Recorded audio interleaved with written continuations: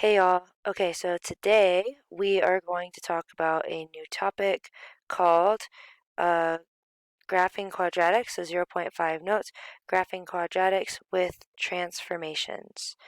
Alright, so make sure you get that title down, Graphing Quadratics with Transformations, and let's get started.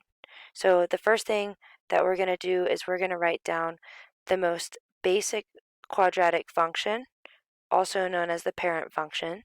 So go ahead and write parent function, and then I think I would write the most basic quadratic function so that you know what that means. So the simplest quadratic function would be y equals x squared. Remember, quadratic means that you have x squared as your highest power on x. That is the definition of a quadratic. So here's the most basic quadratic, y equals x squared. And then another thing I want y'all to remember is y is the same as f of x. So we could also say f of x equals x squared. And remember, y is the same as f of x. That's always true. Okay, so really quick, we're going to graph this basic quadratic. So in your notebooks, draw a quick graph. It's going to be pretty fast and simple. So we're just going to go 1, 2, 3 over, 1, 2, 3 to the left, -3, -2, -1, 1, 2, 3. Again, as a reminder, that's 0. We have x, y.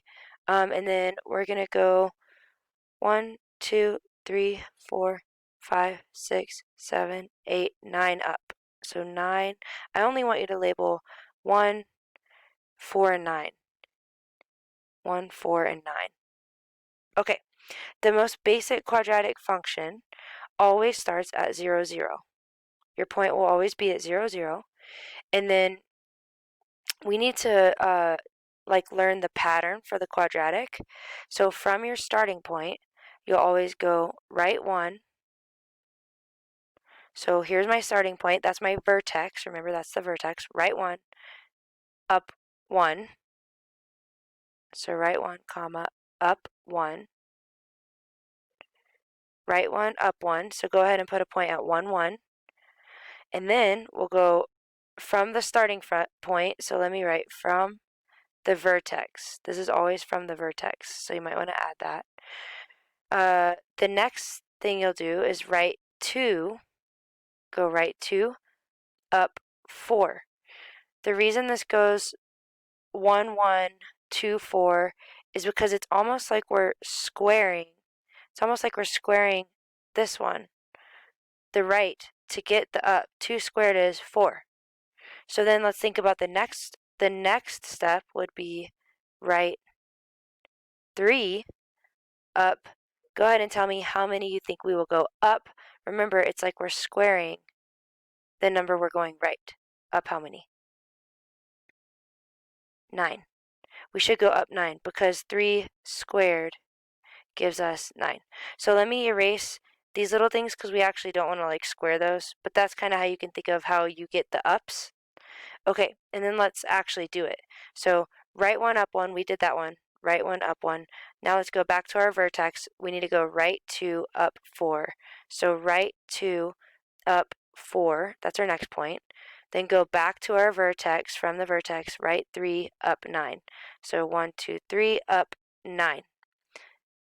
That is the pattern, the basic pattern a quadratic follows. And then remember, there's an axis of symmetry. It reflects. It reflects over the vertical line that your vertex is on. So it's kind of like a mirror. So now we're going to go reflect. This goes left 1, up 1, if it reflects. This one goes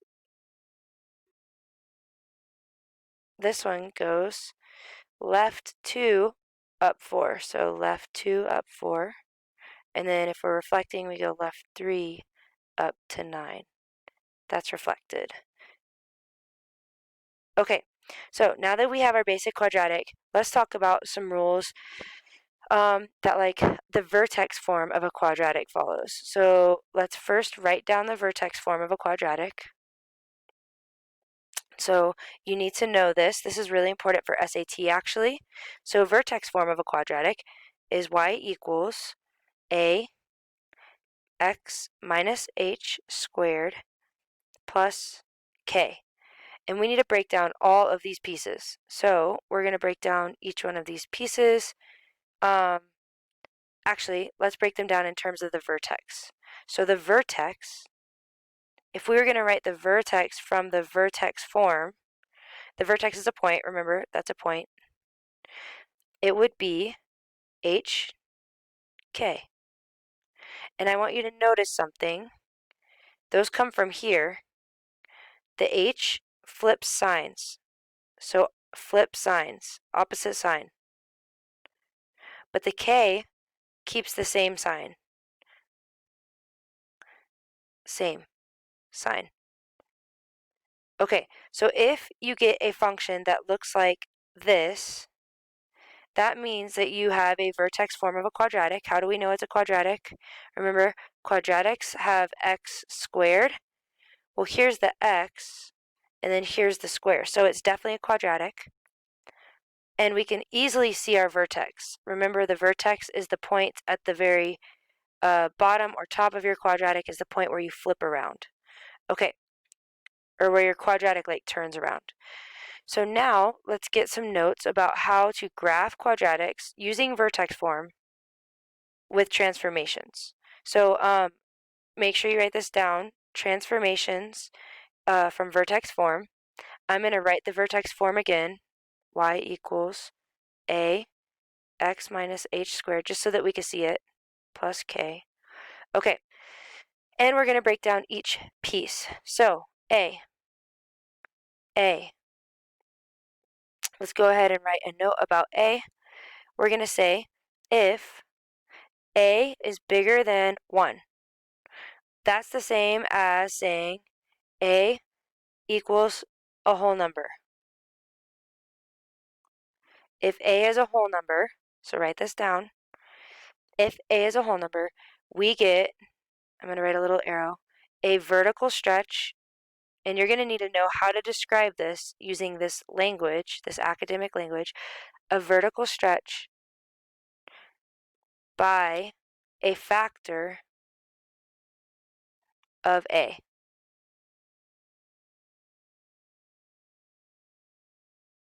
That's what we're going to say, and I'll explain it in a second.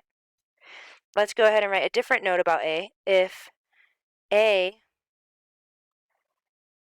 is in between 0 and 1, that's how you write a is in between 0 and 1.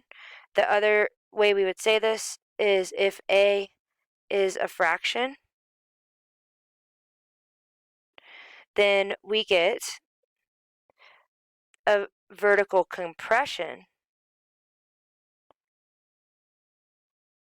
Vertical compression by a factor of a.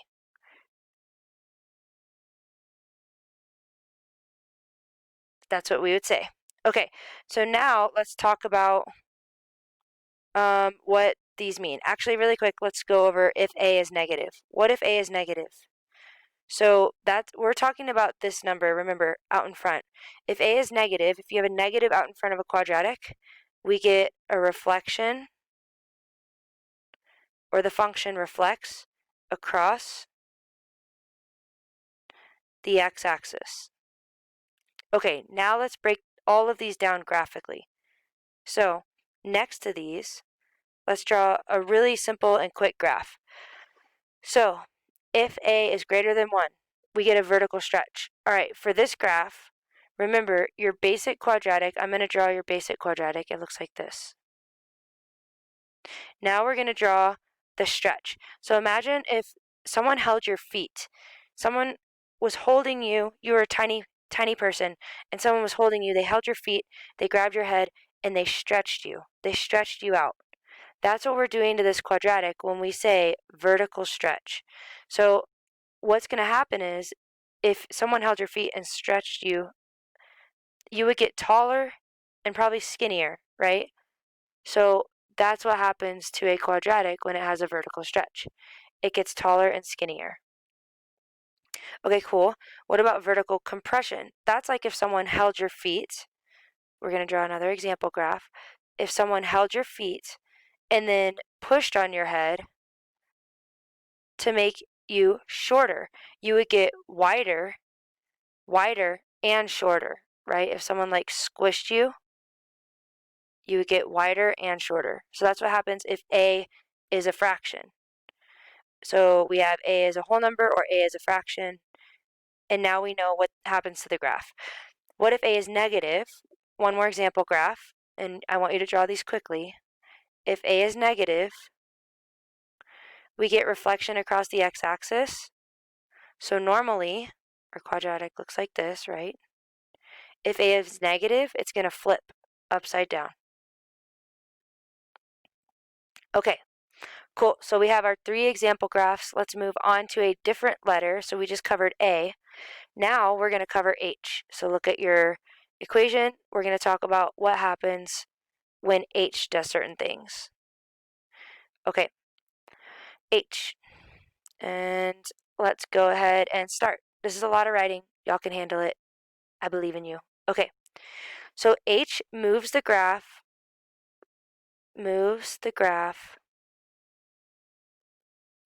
in the x direction.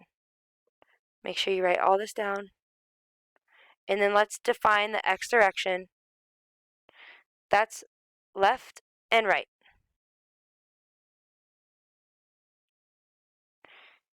But we need to know something special about H. It's going to be in the opposite direction. So let's put a star, opposite direction.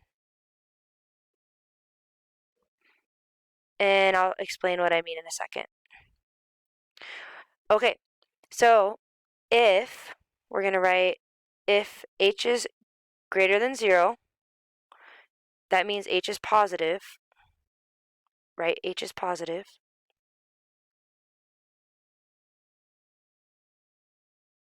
You could write H is plus. We have a plus H. Then the graph shifts.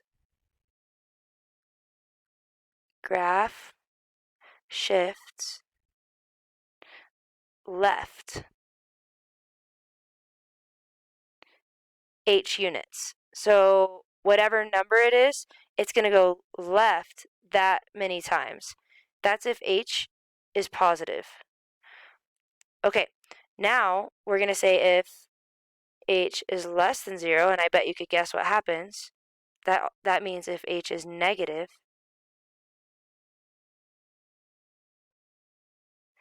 the graph shifts right H units. Okay, so why did I say opposite direction? Opposite direction. Because if H is positive, H positive, well, positive is to the right normally, right? Like positive means to the right, but your graph is going to shift left. And if H is negative, then your graph shifts right. And I will show you an example of that. So here's an example of like what this may look like. H greater than 0, your graph moves. Your original graph is right here. So this is for H positive, sorry. Their graph will shift left. So we're going to go to the left. Maybe like this. Everything else stays the same, but it moves to the left. Your graph moves to the left. If H is negative, this was our starting graph. Your new graph is going to shift to the right if H is negative. Okay, and let's define the very last one, K. We're almost done with notes. This is the last piece. All right, so just as a heads up, K is on the outside. So this is the K that we're talking about. So we're going to go down here. K. All right, we are going to say if, actually I need to use a different color. Let me use this one. Okay. K moves, I'll zoom down for y'all, sorry. K moves the graph in the y direction, so it's like the opposite of h.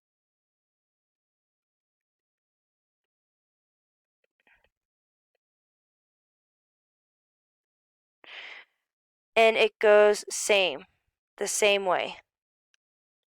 I'm going to write that down here. Remember h went opposite? This goes the same way.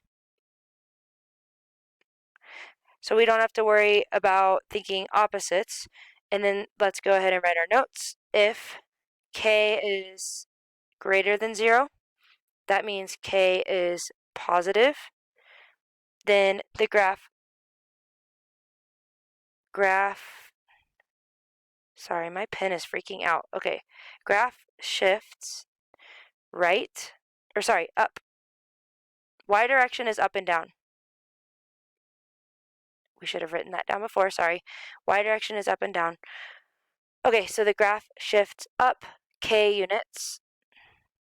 And if k is less than 0 or k is negative, the graph shifts down k units. And we'll draw quick examples. So here's an example. Our first graph looked like this. If k is greater than 0, the graph is going to shift up. And then if k is less than 0, our original graph will shift down. Okay, now we're going to get some practice in. Good job taking all those notes. Let's practice.